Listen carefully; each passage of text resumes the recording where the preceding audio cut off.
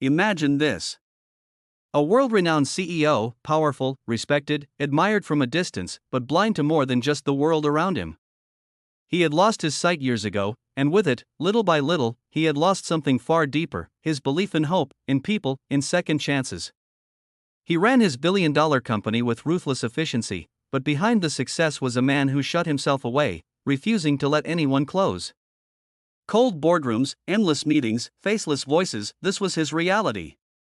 He believed that no one could truly understand him, so he stopped trying to connect it all. Then, on an ordinary evening, inside the silent walls of a skyscraper where the lights never seemed to go out, something extraordinary happened. He stepped into the elevator, tired after another long day, his cane tapping lightly against the polished floor. The doors began to close, but a calloused hand pushed them back open. A janitor stepped in, a man in worn shoes, uniform a little too loose, eyes carrying the heaviness of a life that hadn't been kind. A single father, working double shifts to provide for his little girl who waited for him every night with a plate of reheated food. The CEO, in his usual distant tone, muttered a brief acknowledgement. The janitor didn't reply with the shallow politeness most people gave. Instead, he simply sighed. A sigh so heavy that even the CEO, who had mastered ignoring the world, couldn't help but notice. "What's wrong?" he asked, surprising himself. He never asked questions. The janitor chuckled softly, almost bitterly. "Same thing that's wrong with most people, sir. Trying to keep going when life keeps knocking you down." The elevator hummed as it climbed, and silence stretched. For reasons the CEO didn't understand, he didn't shut the man down. He didn't end the conversation. Perhaps it was the honesty in the janitor's voice, unpolished, unfiltered. "You sound tired," the CEO finally said. "I am," the janitor admitted. "But I've got a daughter. She's 7. Every morning, she hugs me and says, 'Daddy, today's going to be a good day.' And even if I don't believe it, I nod, because she needs me to." His voice cracked. "She's my only reason to keep walking." For the first time in years, the CEO felt something stir inside him.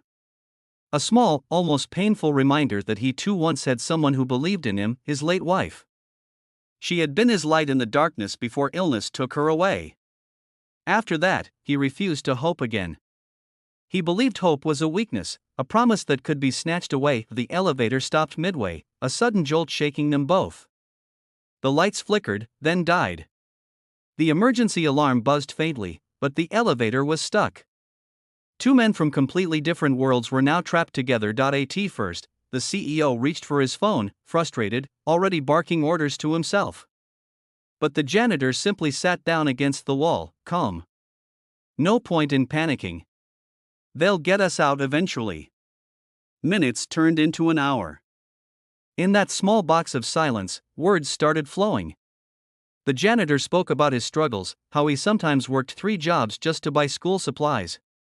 How his daughter would draw him pictures of the two of them holding hands under the sun, and he would keep those drawings folded in his pocket to remind himself that, no matter how hard things got, he couldn't give up. The CEO listened. Really listened. His chest tightened at the raw truth in the janitor's words. Without meaning to, he began to speak too about the darkness that wasn't just in his eyes but in his heart. About the day he lost his wife, and how he decided that if life could be so cruel, there was no point in expecting anything good again. The janitor didn't pity him. He simply said, "Maybe hope isn't about expecting good things to happen. Maybe it's about choosing to believe even when everything in you wants to give up. My daughter doesn't know the bills I can't pay, or the nights I go hungry so she can eat. She just believes tomorrow will be better. And because she believes, I try."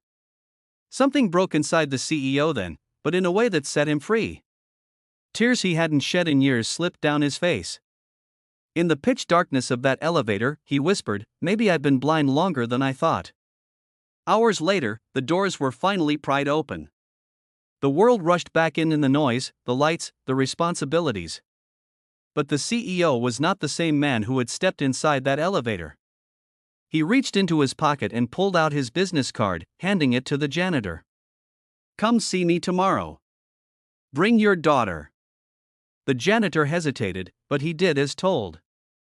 The next day, the little girl skipped into the CEO's office, her tiny hands clutching a crayon drawing. She walked right up to the man in the dark glasses and said, you're the man Daddy met in the elevator.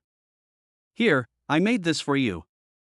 She placed the paper in his hands. A picture of three figures holding hands beneath a shining sun. For the first time in forever, the CEO smiled a real, unguarded smile. He kept that drawing on his desk from then on, a daily reminder that even in blindness, you can choose to see hope. Weeks later, the janitor was no longer sweeping floors. The CEO gave him an opportunity, not out of pity, but out of recognition. Because he had seen something in the man: resilience, honesty, and the courage to keep walking when life said stop. Together, they started initiatives in the company for struggling single parents, for people who felt unseen, unheard, forgotten, and every evening, when the CEO would leave the office, he would pause at the elevator. Not because he feared being trapped again, but because that elevator had given him back the one thing he thought he'd lost forever: hope.so. Remember this, friends. Sometimes the most powerful changes in our lives don't come from the boardrooms, the wealth, or the titles. Sometimes they come in a broken elevator, from the words of someone the world overlooks. If this story touched you, don't forget to like this video and subscribe to the channel, because hope, once shared, has the power to change everything.